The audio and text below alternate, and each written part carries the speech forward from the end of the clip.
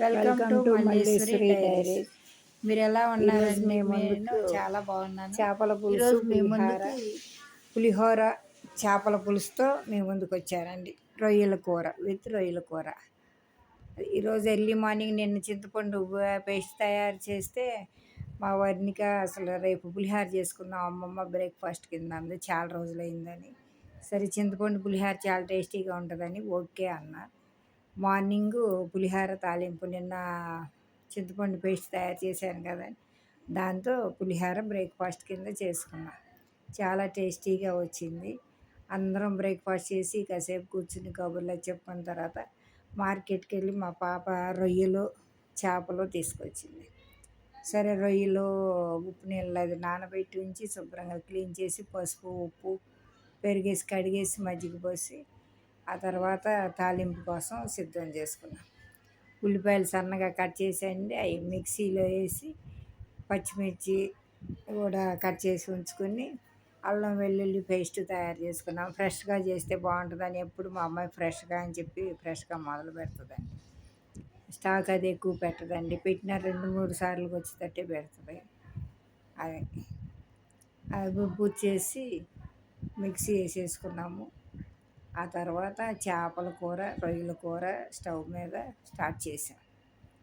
రొయ్యలో టమాటా కూడా యాడ్ చేసుకున్నామండి, గ్రేవీ కూడా వచ్చి బాగుంటుందని. సరే ఉల్లిపాయలు పేస్టు అల్లం వెల్లుల్లి వేగిన తర్వాత టమాటా రొయ్యలో వేసేసి అలా చేసాం.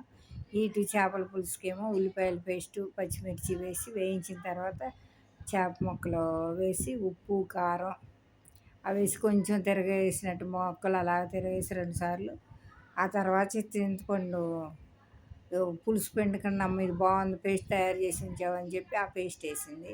మామూలుగా అయితే చింతపండు నానబెట్టి పిసకటం పులుసు తీయటం ఇలా ఉంటుంది కదా, ఈ మెథడ్ బాగుందమ్మ, ఇలాగే బాగుంది, ఇదే వేసేద్దామని చెప్పి ఆ పులుసు వేసి కొంచెం స్పైసీగా కావాలన్నారు పిల్లలు, అందుకోసం స్పైసీగానే అరేంజ్ చేసాం కూర. అది ఈ రకంగా సిమ్లో పెట్టి నానబెడుతూ ఉన్నాను, ఉడకబెడుతూ ఉన్నాను. అది కారం కూడా కొత్త కారం కదా, మంచి కలర్గా ఉందండి. ఇక సరే పులుసు కోసం రెడీ చేసి చేపల పులుసు అది రెడీ అయిన తర్వాత ఇక లంచ్ కోసం సిద్ధం చేసుకున్నాం. ఇంకా కారం ఇంకా మా వన్నిక అయితే కొంచెం స్పైసీగా అని అంటారు వీళ్ళు, జత్విక్ అయితే అంత కారం తినలేకపోతున్నాడండి. సరే వాళ్ళ కోసం చేపల కూర కొంచెం ఘాటుగానే స్పైసీగా చేశాం. అది చింతపండు పేస్ట్ అలా వేసుకుంటున్నామండి. చాలా టేస్టీగా బాగుందమ్మ ఇలాగే అని అంటున్నారు. వీళ్ళు యాక్చువల్గా ఎక్కువగా నిమ్మకాయ వాడతారు, ఓన్లీ చేపల కూరకి ఇలాంటికి వాడతారు, కానీ సాంబార్లో కూడా నిమ్మకాయ పెట్టుకుంటారండి. నాకేమో అది నచ్చదు. సరే వాళ్ళ అలవాటు, అక్కడ నార్త్లో ఉన్నారు. గరిటతో అలా అలా తిప్పకూడదే, మొక్కలు చితికిపోతాయి చేపలు ఇలాగంటే ఫస్ట్ ముందు తిప్పేస్తున్నానులే అని చెప్పి తిప్పేసింది మా పాప. అయినా మొక్క చితకలేదులేండి, బాగుంది. ఈ చింతపండు పులుసు వేసి వాటర్ అది పోసి పొడి మసాలా కూడా ధనియాలు గసగసాలు అన్నీ పొడి కొట్టి ఉంచుకుంటుందండి, అది మాత్రం పొడి మసాలా అవి పొడి కూడా వేసేసి సిమ్లో పెట్టి ఉడకనిచ్చాం. కొంచెం ఉడకబట్టిన తర్వాత సిమ్లో పెట్టేస్తే ఉడికిందండి. ఉడికితే చాలా కలర్ఫుల్గానూ బాగుందని ఇష్టంగా తిన్నాం అన్నమాట అందరం. అదే ఈరోజు ఇలా చేపల పులుసు రొయ్యల కూర చేసాం. మీరు కూడా ఇలాగే చేస్తారనుకుంటున్నాను. నాన్ వెజ్ తిన్నాళ్ళు ఉంటే చూడకుండా స్కిప్ చేసుకోండి. మరి ఈరోజు నాన్ వెజ్ ఎలాంటివి చూపిస్తున్నాం అనుకుంటారేమో.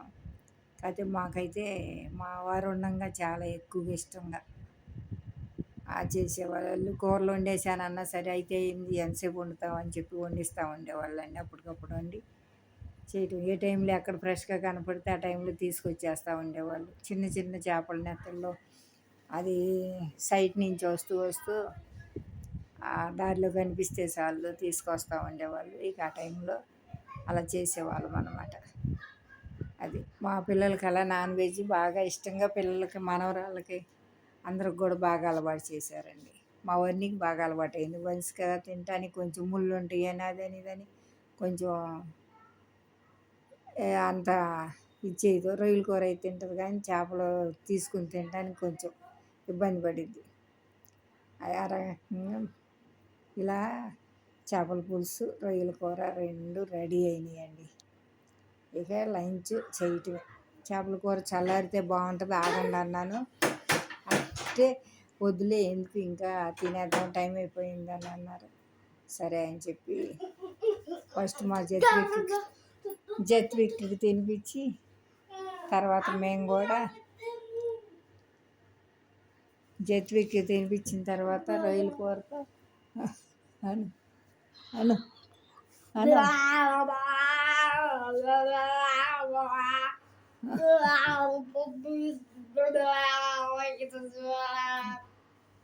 చూడండి ఎలా అంటున్నాడు. వీడియో రికార్డింగ్ వాయిస్ రికార్డింగ్ చేస్తున్నానని చెప్పి నేను కూడా అంటానని చెప్పి అలాగ అంటున్నాడు అనమాట.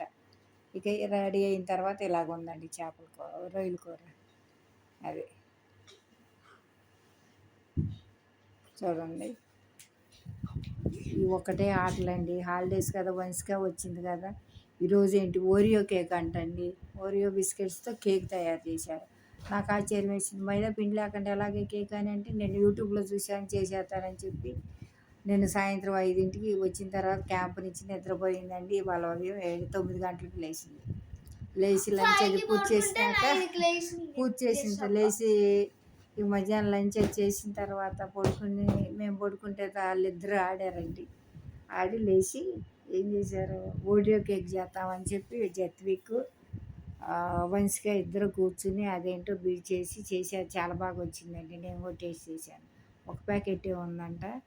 సరే అయితేలే అని చెప్పి చేశారు. అది రేపు ఇంకొక వీడియోలో పెడతానండి. వీడియో కూడా తీశాను కానీ ఇది పెద్దదైపోతుందేమో చూడగలరో లేదో అని చెప్పి యాడ్ చేయలేదండి ఆ క్లిప్. ఇంకొక దాంట్లో పెడతాను. ఈ వీడియో కనుక నచ్చితే కనుక లైక్ చేసి షేర్ చేసి సబ్స్క్రైబ్ చేయండి. ఓకేనండి. Bye, good night, see you. మళ్ళీ bye, good night, see you tomorrow. Bye bye.